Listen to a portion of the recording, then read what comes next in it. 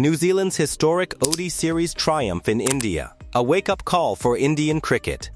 For decades, winning a one-day international series in India has been one of the hardest challenges in world cricket. Visiting teams arrive knowing they must overcome turning pitches, oppressive heat, massive crowds, and an Indian side that traditionally dominates at home. That is why New Zealand's emphatic ODI series win on Indian soil is not just another bilateral result. It is a historic moment that exposed deep structural and tactical issues within Indian cricket. At the center of the post-series debate sits an uncomfortable narrative, the much-talked-about Gautam Gambhir, Shubman Gill leadership and performance combination simply did not deliver when it mattered most. This series was supposed to signal evolution. Instead, it felt like regression. Why this series loss matters more than previous defeats. India have lost ODI series before. Even at home, rare defeats have happened. But this one stands apart for three reasons. First, context. India entered the series as one of the strongest white ball sides in the world, with depth in batting, experience in bowling, and a home advantage that historically borders on intimidating. New Zealand arrived without the aura of invincibility, carrying a reputation of being disciplined but rarely dominant in Indian conditions.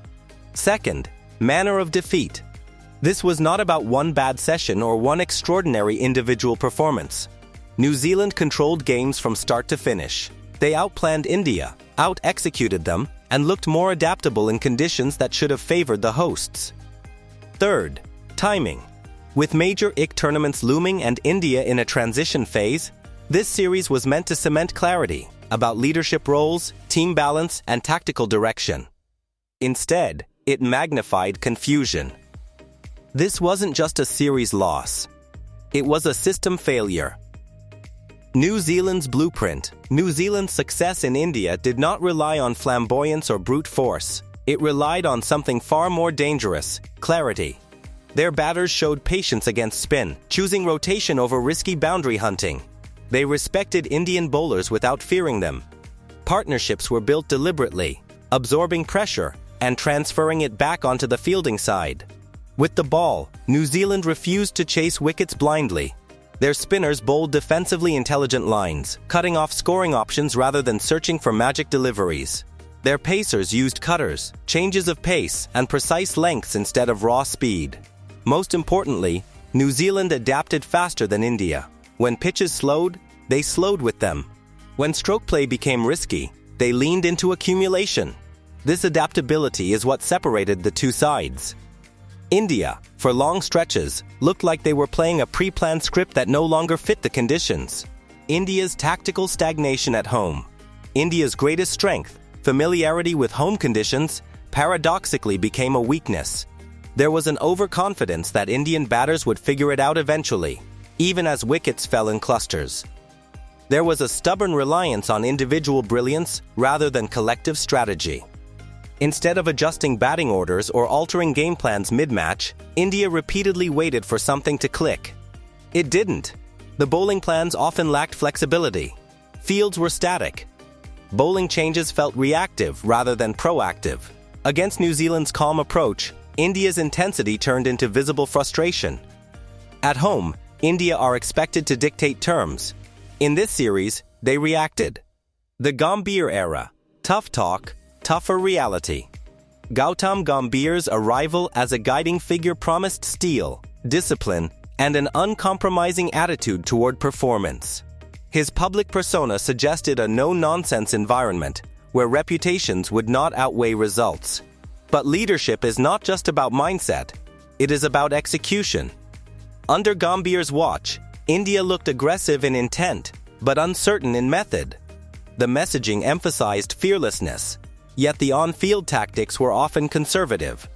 The disconnect between rhetoric and reality became increasingly obvious as the series progressed. Gambhir's philosophy thrives on clarity of roles. This series showed the opposite: blurred responsibilities, unclear batting tempos, and a lack of tactical cohesion. For a coach known for mental toughness, India looked mentally unsettled at key moments. The question is not whether Gambhir's ideas are wrong. The question is whether they have been effectively translated into this particular group. Shubman Gill. talent without authority. Shubman Gill is undeniably one of the most gifted batters of his generation. His technique is elegant, his timing sublime, and his ceiling extraordinarily high. But leadership and responsibility demand more than aesthetics.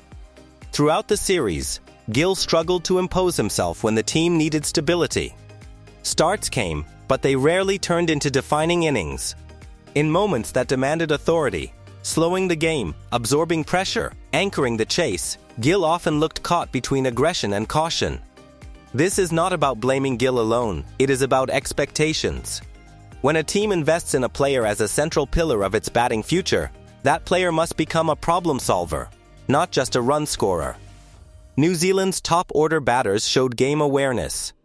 Gill showed flashes of brilliance but lacked control over the narrative of the innings. The result was an unfinished performance that mirrored India's overall inconsistency. The Gambhir-Gill combination. On paper, the Gambhir-Gill combination looked promising, a hard-nosed cricketing mind guiding a supremely talented modern batter. In practice, the partnership struggled. Gambhir's philosophy emphasizes decisiveness and accountability. Gill's natural game thrives on rhythm and freedom. The balance between structure and expression never stabilized. There was visible tension between aggressive intent and situational awareness. At times, Gill appeared unsure whether he was expected to dominate or consolidate. That uncertainty is rarely accidental. It reflects communication gaps. Successful player-coach combinations are built on trust and clarity. This one, at least in this series, lacked both. Middle-order collapse, India's recurring nightmare. If there was one recurring pattern in the series, it was India's fragile middle order. Top-order wickets triggered panic. Partnerships failed to develop. Instead of recalibrating risk, batters attempted low-percentage shots under pressure. The scoreboard pressure mounted, and collapses followed. New Zealand exploited this ruthlessly. They knew India's middle order was vulnerable and applied pressure accordingly. Slower balls, defensive fields, and relentless accuracy. India's inability to stabilize innings after early setbacks was not a coincidence. It was a structural flaw exposed by a disciplined opponent. Bowling without a kill instinct. India's bowling attack is packed with talent, yet it lacked venom when it mattered. There were spells of control, but few spells of domination. Wickets came, but rarely in clusters. New Zealand's batters were allowed to rebuild repeatedly, erasing pressure that should have resulted in breakthroughs. Great bowling units sense moments of vulnerability and strike decisively. India allowed New Zealand too many escape routes. At home, India's bowlers are expected to suffocate teams. Instead, they were negotiated. A necessary shock. New Zealand's historic ODI series win in India will be remembered not just for the result, but for what it revealed. It showed that Indian cricket is at a crossroads. It showed that reputation is no longer enough, and it showed that bold transitions require more than bold statements. If India respond with introspection and clarity, this defeat could become a turning point. If they don't, it will be remembered as the moment when the world realized India were vulnerable at home. Sometimes, the most valuable losses are the ones that expose the truth. If you want honest, no-nonsense cricket analysis that goes beyond headlines, like and subscribe for more videos like this.